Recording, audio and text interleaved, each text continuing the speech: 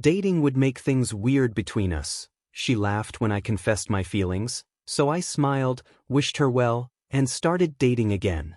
2 years later, she's sliding into my DMs while I'm posting anniversary dinner photos with my girlfriend. For 18 months, Lily and I had this perfect Tuesday routine at Café Central near Union Square, where she'd order her oat milk cordido and I'd get my regular black coffee, and we'd spend an hour talking about everything from her graphic design projects to my latest marketing campaigns for tech startups. I thought we had something real building between us, the kind of connection where conversations flowed effortlessly and silences felt comfortable rather than awkward, so when I finally worked up the courage to tell her how I felt, I expected maybe some hesitation or concern about changing our dynamic, not what actually happened.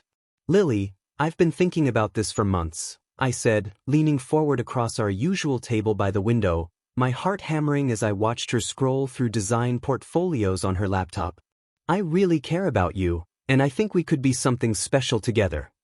She looked up briefly, let out this dismissive laugh that made my stomach drop, and said, "Dating would make things weird between us," before immediately returning to her screen like I'd just suggested we try a new coffee flavor instead of confessing my feelings. The casual cruelty of it hit me harder than any direct rejection would have. She didn't even consider the possibility long enough to offer a real response, just brushed off 18 months of what I thought was meaningful connection like it was an amusing but impractical suggestion. I sat there for another 10 minutes making awkward small talk while she continued working, feeling like an idiot for misreading every signal, every laugh, every text conversation that had stretched past midnight, and when I finally left that cafe, I knew something fundamental had shifted between us. That evening, scrolling through Instagram while nursing a beer and trying to process what had happened, I saw it. A photo Lily had posted 3 hours earlier of her and some guy with perfectly tousled hair and expensive camera equipment draped around his neck, tagged as "Adventures with my favorite photographer," with enough heart emojis to make the message crystal clear. The timestamp showed she'd posted it while I was still sitting across from her, probably while I was stumbling through my confession, and when I clicked on his profile, I found 3 months of photos documenting their relationship, hiking trips, gallery openings, intimate dinners at places I'd suggested we try together but she'd always said were too expensive. Trevor Chen, professional photographer, the kind of guy who made living in San Francisco look effortless and artistic, everything I apparently wasn't. The realization that she didn't find dating risky, she just found dating me laughable, burned worse than the original rejection, and as I sat there looking at photos of them exploring the city I'd lived in for 6 years, I opened my laptop and started researching marketing positions in Nashville, where my company had been talking about expanding into the music industry for months. The strategic withdrawal started immediately. I began declining our Tuesday coffee dates with carefully crafted excuses about increasing work demands and a major campaign for a tech startup that required extensive travel throughout the Bay Area. "Sorry, can't make it this week. The Zentech campaign is absolutely consuming my life," I'd text on Monday nights, watching her respond with disappointment but never suspicion, and within 3 weeks I'd created enough professional distance to make my next move without anyone questioning the timing. Bluegrass Creative, a Nashville agency specializing in country music marketing, had been on my radar for months, and when I reached out about their senior marketing consultant position, their enthusiasm for my digital campaign experience was immediately apparent during our video interview. "We've been looking for someone who understands both tech world metrics and creative industry relationship building," their creative director explained. "And your portfolio shows exactly the kind of innovative thinking we need to bridge traditional country music with modern digital platforms." The offer came within 48 hours, better salary, creative autonomy, and the chance to work with Grammy-nominated artists who actually valued marketing expertise instead of treating it as a necessary evil. When I announced my move during a farewell gathering at Fisherman's Wharf, watching the sunset paint the Golden Gate Bridge while our friend group processed the news, Lily's reaction was the first genuine emotion I'd seen from her since the coffee shop incident. "Wait, you're really leaving San Francisco?" she asked, her voice carrying something that might have been panic. "Does this have anything to do with our conversation?" I'd prepared for this moment, practicing the response until it sounded natural and unconnected to her rejection. "Actually, I've been pursuing this opportunity for months," I said smoothly, The music industry has always fascinated me, and Nashville's becoming this incredible hub for creative marketing innovation. The irony hit me later when I discovered that Trevor, her photographer boyfriend, had been hired to document our farewell party. Apparently one of our mutual friends thought his artistic eye would capture the evening perfectly, not knowing he was unknowingly photographing my final interactions with the woman who dismissed me so casually. Watching him work throughout the night, directing group shots and candid moments while Lily stayed close to his side, I realized he was actually documenting the end of one chapter and the beginning of something entirely different, though none of us understood the full story yet.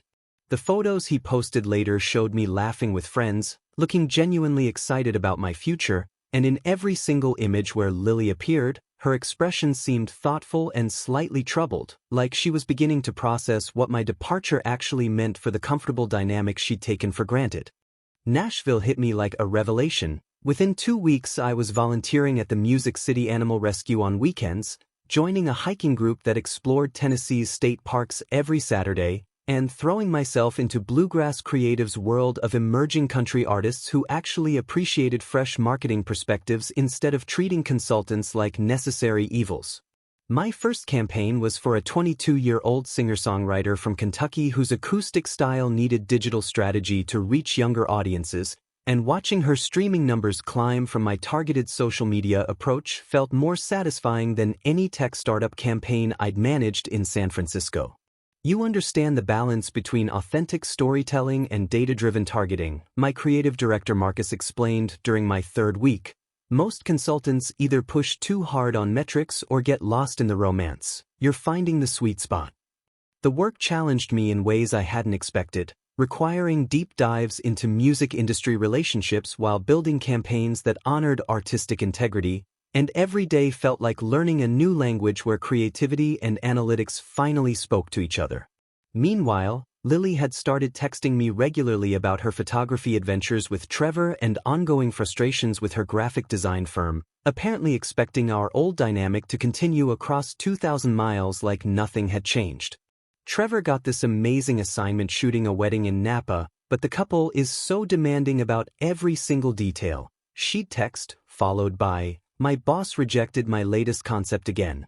I swear he has no vision for contemporary design." At first I responded with the same supportive messages I'd always sent, but something about the distance made her complaints feel different. Less like sharing struggles with a friend and more like seeking validation from someone she'd relegated to emotional support duty. My responses grew shorter and less frequent until I was mostly just hitting like on her Instagram posts. A polite acknowledgement that required no emotional investment. The real transformation came when I met Maya at the animal shelter, where she worked as a veterinarian specializing in rescue rehabilitation, and our first conversation felt fundamentally different from any interaction I'd had with Lily. "So you're the marketing guy who's been helping with our social media strategy," Maya said, looking up from examining a recently rescued beagle mix. "I've been following your posts about the dogs we've placed. You really understand how to tell their stories without making it manipulative." Instead of talking about her problems or seeking sympathy, Maya asked detailed questions about campaign metrics and conversion rates, then shared passionate explanations about animal behavior and rehabilitation techniques that made me genuinely curious about her world. This little guy came from a hoarding situation, but watch how he responds to positive reinforcement, she demonstrated, and I found myself staying 2 hours past my volunteer shift just listening to her explain canine psychology with the same analytical precision I brought to marketing strategy, except her work actually saved lives instead of boosting engagement rates. What developed between Maya and me felt like discovering a completely different language for human connection. Our relationship built organically through shared Saturday morning volunteer shifts and weekend explorations of Nashville's music venues, where Maya's photography skills rivaled anything Trevor had posted on social media, except she captured moments instead of manufacturing them. "I love how you explain the marketing psychology behind artist branding," Maya said during our 3rd month together, as we listened to live music at the Bluebird Cafe. "It's like veterinary behavioral analysis, but for human emotional responses." She understood my work in ways that made me better at it, attending industry networking events where her genuine curiosity about creative campaigns impressed even seasoned music executives who usually dismissed marketing consultants as necessary annoyances. Maya's veterinary practice flourished as she opened Music City Rescue Rehabilitation, a clinic specializing in traumatized animals that quickly became Nashville's premier destination for rescue organizations throughout Tennessee, and watching her transform broken animals into trusting companions reminded me daily that healing was possible when someone actually cared about the outcome. My own career reached new heights when I landed campaigns for two Grammy-nominated artists, a folk duo whose authentic storytelling needed digital strategy to reach younger demographics, and a country rock crossover artist whose fanbase required careful cultivation across multiple platforms. Ben gets the balance between artistic integrity and commercial viability, the folk duo's manager explained to Music Industry Weekly. He doesn't try to change the music, he finds the right audience for what already exists. Maya celebrated every client's success like it was her own achievement, offering marketing insights from her veterinary business experience and never competing for attention or making my victories about her somehow, which felt revolutionary after years of friendships where support came with hidden resentment or expectation. Through our San Francisco friend group's social media updates, I learned that Lily and Trevor's relationship was becoming increasingly volatile, with friends posting subtle hints about dramatic arguments and Trevor apparently feeling threatened by Lily's tendency to compare him unfavorably to friends who really understood her creative ambitions. "She keeps bringing up this marketing guy who moved to Nashville," one mutual friend mentioned during a video call. "Trevor's getting pretty tired of hearing about how supportive and insightful Ben used to be." The irony was absolutely perfect. She dismissed my feelings as impractical but now used our connection as a weapon against her actual boyfriend, proving she'd never valued what we had until it became unavailable. The most satisfying discovery came when Maya noticed unusual LinkedIn activity on my professional profile. "Someone's been viewing your updates obsessively," she observed, showing me the analytics that revealed multiple weekly views from Lily's account on every post about my Nashville success, Grammy campaign results, and industry recognition. While I was building a career she'd never thought I was capable of, Lily remained stuck at the same graphic design firm where she'd complained about lack of creative freedom for 2 years, her portfolio showing no growth or evolution, just the same corporate branding projects she'd been lamenting during our coffee shop conversations 18 months earlier. 2 years after leaving San Francisco, I was reviewing campaign analytics for a platinum-selling country artist when our office manager announced I had a visitor, and there stood Lily in Bluegrass Creative's lobby, looking polished but slightly out of place in her San Francisco designer aesthetic among Nashville's more relaxed creative professionals. "Ben, I can't believe I found you," she said with practiced surprise, though the fact that she'd located my specific office in a city she'd never visited suggested considerably more research than casual coincidence. "I'm here for a graphic design conference downtown, and I remembered you worked somewhere in Music Row, so I thought I'd try to track you down." The explanation felt rehearsed, especially since Nashville's design conference scene wasn't exactly known for attracting West Coast firms, but I maintained professional politeness while internally noting how she'd somehow pinpointed my exact workplace among hundreds of creative agencies in the area. Lunch at Bourbon Steak on Music Row felt surreal, sitting across from someone who'd occupied so much mental space 2 years earlier, now feeling like a pleasant but distant acquaintance whose problems no longer affected my emotional equilibrium.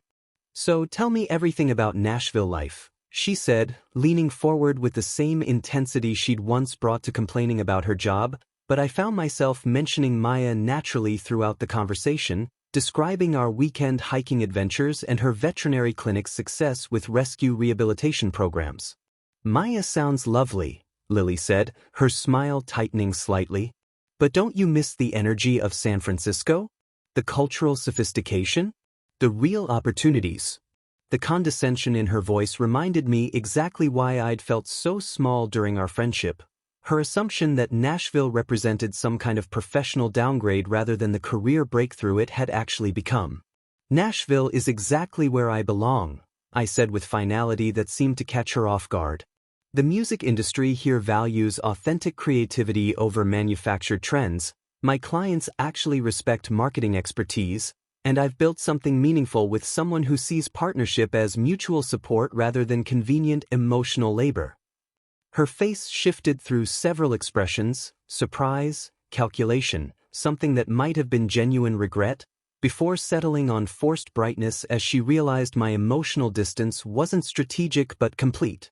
The text started that same evening, longer and more desperate than anything she'd sent during our friendship, filled with specific memories about our coffee shop conversations and increasingly transparent hints about reconsidering past decisions. I've been thinking about what you said about creative collaboration, and I realize I might have been too quick to dismiss certain possibilities between us. Read one message that arrived at midnight Nashville time. Remember how we used to talk for hours about the intersection of design and marketing? I miss having someone who really understood my artistic vision.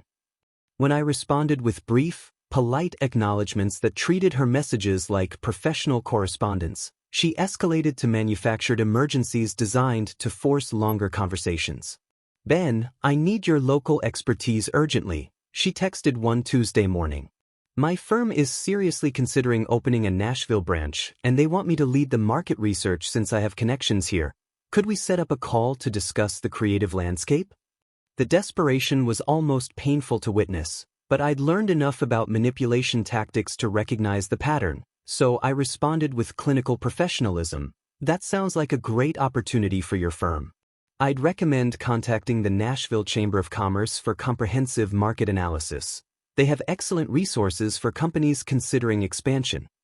Her follow-up messages revealed the fabrication immediately, growing increasingly frantic as she realized I wouldn't be drawn back into the emotional dynamic she'd taken for granted, and I found myself feeling genuinely sorry for someone so unable to accept that some doors, once closed, don't reopen just because you finally decide you want to walk through them. Maya and I celebrated our 2-year anniversary at the Pinnacle, Nashville's most exclusive rooftop restaurant, with panoramic views of the city skyline that made the Cumberland River look like liquid gold in the sunset, and the timing felt beautifully symbolic, exactly 2 years to the day since my coffee shop confession to Lily. Except now I was toasting someone who'd chosen to build something real with me instead of dismissing the possibility with casual cruelty. "I can't believe it's been 2 years since that first day at the animal shelter when you stayed 3 hours past your volunteer shift just to hear me explain canine behavioral psychology," Maya laughed, raising her champagne glass as downtown Nashville sparkled below us. "You looked so genuinely interested in the rehabilitation process that I knew you were either really passionate about animal welfare or completely smitten with the veterinarian." The custom rescue dog charm bracelet I'd commissioned from a local artisan sat perfectly on her wrist, each charm representing a dog we'd helped place in loving homes, with tiny engravings of their names and adoption dates that chronicled our shared mission of turning broken animals into trusting companions. I posted Instagram stories throughout the evening without thinking about who might see them, capturing Maya's radiant smile as she examined each charm, our champagne toast against the Nashville skyline, and her genuine excitement about the surprise weekend trip to Great Smoky Mountains National Park I'd planned for our actual anniversary celebration. My phone started buzzing with notifications before we'd even finished dinner. Congratulations from Nashville friends, heart emojis from Bluegrass creative colleagues, and surprisingly positive responses from San Francisco connections who'd followed my Nashville journey through social media updates. The celebration felt perfect until Maya's expression shifted while checking her own phone, her veterinarian composure cracking into barely contained laughter as she showed me a direct message that had arrived through Music City Rescue Rehabilitation's official Instagram account. "Hi there, I'm potentially interested in your pet services and wondering about your rehabilitation programs for anxious rescue dogs." The message read, posted from an account called @designlife_SF with no profile picture and 0 followers. "I'm particularly curious about your partnership with local marketing professionals and whether you offer consultation services for long-distance pet care planning." Maya's amusement was infectious as we analyzed the obviously fake inquiry that somehow knew specific details about our relationship and my profession, despite the account having no apparent connection to anyone we knew personally. "This person seems really interested in our partnership with local marketing professionals," Maya observed with scientific precision. "Almost like they're more curious about the marketing professional than the actual pet services." We started investigating and discovered that at DesignLife_SF was just one of several suspicious accounts that had been monitoring my social media activity, all created within the past 18 months and all following the same pattern of minimal followers, no original content, and obsessive viewing of my Nashville updates. The most entertaining discovery came when Maya suggested checking online reviews for my recent campaign work, where we found a series of anonymous 5-star reviews posted across multiple industry websites with suspiciously detailed praise that reference conversations only Lily would remember. Ben's understanding of the psychological dynamics between artist authenticity and audience connection shows the kind of deep insight that separates great marketers from merely competent ones. Read one review that quoted almost verbatim from discussions we'd had during our coffee shop meetings about emotional marketing strategies. His ability to bridge analytical thinking with creative intuition reflects years of thoughtful observation about human nature and artistic expression. The reviews were professionally written but revealed intimate knowledge of my working philosophy and personal approaches to campaign development that no random client would possess, creating a bizarre digital shrine to our former friendship that she'd apparently been maintaining while simultaneously trying to pretend she'd moved on from my departure. 6 months later, my assistant forwarded an email that arrived through Bluegrass Creative's official business channels with the subject line, Strategic Partnership Opportunity from West Coast Design Solutions, a formal business proposal from Lily's San Francisco firm offering to create marketing materials for my Nashville clients at 30% below market rates. We believe our aesthetic sensibilities would complement your campaign strategies beautifully, the proposal read with corporate polish. And we'd like to specifically request Lily Chen as lead designer for all projects, given her familiarity with your creative vision and collaborative working style. The transparency was almost impressive. She'd crafted a professional document designed to force regular contact under the guise of business necessity, complete with projected timelines that would require weekly video conferences and detailed creative consultations spanning months. I forwarded the entire proposal to our legal department with a note about potential conflict of interest concerns, then sent a brief response declining their services due to existing vendor relationships with local Nashville firms who understood country music industry aesthetics. Thank you for thinking of Bluegrass Creative, but we've built strong partnerships with Tennessee-based designers who specialize in music industry branding. Lily's response arrived within hours, no longer disguised as corporate correspondence but clearly personal despite coming through business email channels. Ben, I think there might be some miscommunication about the scope of what we're offering, she wrote. Maybe we could schedule a video call to discuss how this partnership could benefit both our companies? I have some ideas for collaborative brainstorming sessions that could really elevate your campaign work. When I didn't respond, the emails escalated into increasingly desperate attempts at professional manipulation, suggestions for creative consultations, offers to fly to Nashville for in-person meetings, and detailed analyses of my recent campaigns with recommendations for design improvements that would require her ongoing involvement. I implemented complete digital boundaries by having my assistant filter all communication from her firm through our office management system, removing any possibility of direct contact while maintaining professional courtesy through intermediary responses. The final escalation came when Maya called me at work, her voice carrying a mixture of amusement and concern that immediately got my attention. Ben, something weird happened at the clinic today, she said. We received a cashier's check for $5,000 with an anonymous donation letter suggesting the donor hopes our partnership with local marketing professionals continues to flourish and that our rescue work inspires creative collaboration for years to come.